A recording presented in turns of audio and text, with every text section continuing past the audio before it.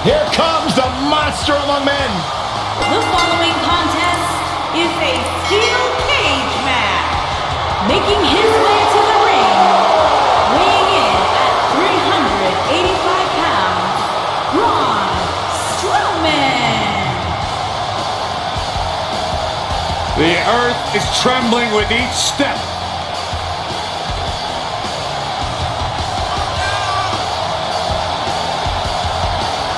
Strowman's an absolute force of nature. Terrifyingly powerful. Hey, Michael, remember that time he threw you around? Yeah, Byron, because I'm a man and I stand up for myself. I don't run away and hide in the locker room like a little girl. I remember things slightly differently. I was there too, but someone is gonna get these hands.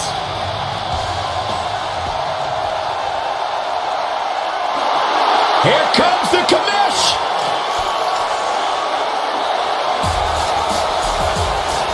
Shane O'Mac. And his opponent from New York City, weighing in at 235 pounds, Shane McMahon. I wonder whose life and career Shane's here to make miserable tonight. Oh, don't start, Corey. Commissioner Hothead is out of his mind. Completely unlikable. You know, guys, I talked to some of the members of the Mean Street Posse. They don't want anything to do with Shane O'Mac anymore because he's such an egomaniac. Finally, these two are in the ring where their grudge can get settled. No more excuses. We're going to find out who the better superstar is. For generations, the steel cage match has been considered one of the most ruthless matches of all time. Ah, punch to the gut. I'll take the wind right out of you. Oh. And again. Great way to wear down your opponent.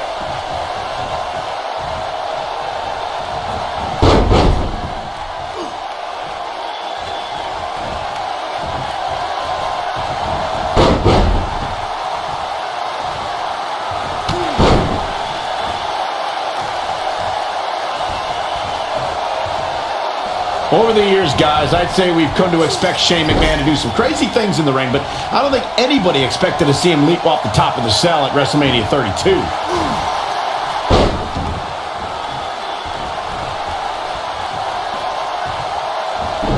What a stomp! Good grief. Back suplex. Oh, no. Down with a face buster. Focusing more on Shane's amazing leap at WrestleMania that Michael mentioned. Remember, Shane somehow got back to his feet after ultimately missing his intended target, The Undertaker. Not only did he get to his feet, Saxton, Shane actually told The Undertaker to keep bringing it. If that's not the definition of resilient, I don't know what is.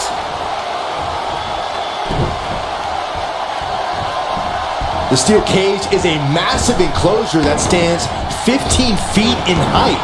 For almost 35 years, a select group of high flyers have taken their aerial assaults to greater heights. And when I say that, I mean superstars climb to the top of the steel cage, the real high-rent district, and dive off onto their opponent. And that all started with one man in October of 1983, Jimmy Superfly Snuka. To your point earlier, Byron, we've definitely seen some unbelievable attacks be launched from the top of the steel cage. And you mentioned the most iconic, the steel cage match for the Intercontinental Championship that saw Jimmy Superfly Snuka clash against bitter rival, the magnificent Morocco. There's no denying that Superfly set the bar.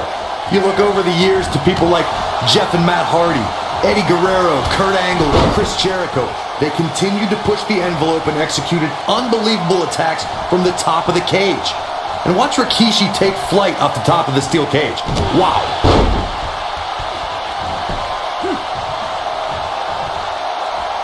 We talk about how important stipulations are in a steel cage match. If superstars sign a contract where the only way to win is escape the cage and have both your feet touch the floor, the competitors must have a plan. Especially since you have to be comfortable trying to escape through the cage door as you do climbing over the top of the cage and vice versa. Oh boy, he is rolling. The monster among men picks his opponent up. Oh my gosh, from what heights? Shane absorbing a lot of punishment here. Corey, you touched on something moments ago that's so important for the combatants in a steel cage match to remember. A superstar must be able to think offensively to figure out how they're going to escape the cage. They must think defensively at the same time so they can prevent their opponent from getting out of the cage first and winning the match. While a superstar must become comfortable with escaping the cage by both exiting the cage door and by climbing over the top of the cage, they must also be aware of their attributes and what's best for them. Let's just say if you're a giant like The Big Show, The Undertaker, Kane, or even Braun Strowman, it's preferred to exit through the cage door. Of course, Braun Strowman has accomplished so many amazing feats over the years, but guys, one of the most amazing things I've ever seen was how Strowman responded to being taken to Suplex City.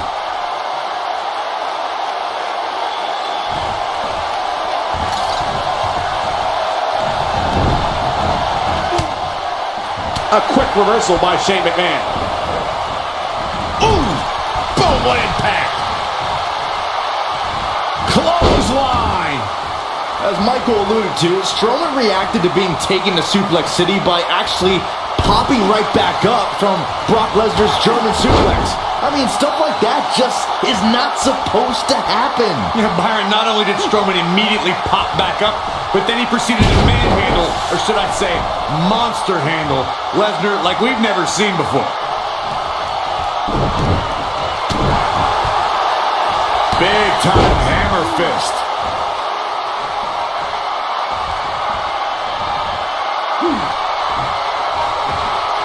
He caught him slipping. One thing you can't take away from Shane McMahon, Corey, is that he has proven to be one of the most fair and balanced leaders WWE has ever seen. Yeah, right. As evidenced by his work as SmackDown Live Commissioner, Cole, where Shane continually cultivates a, quote, land of opportunity. How about you ask Kevin Owens and Sami Zayn about Shane's fairness?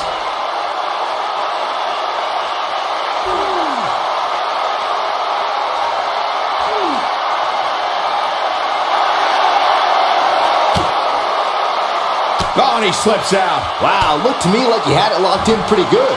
I guess not. Shane McMahon being overwhelmed here. Strowman. This is not going to be good at all.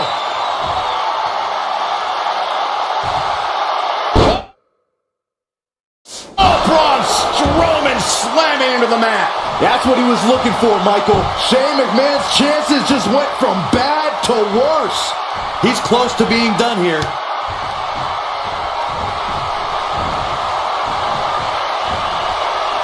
Bad spot for him to be in here, guys. He's got to do something to get back in this thing.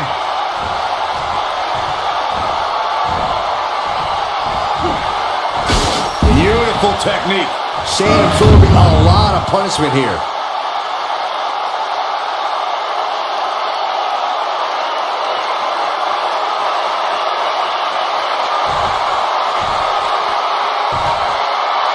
You know what I respect most about Shane McMahon, guys? It's that he could very easily sit on the sidelines and reap the benefits of being Mr. McMahon's son. But instead, unbelievable. This singles match is over.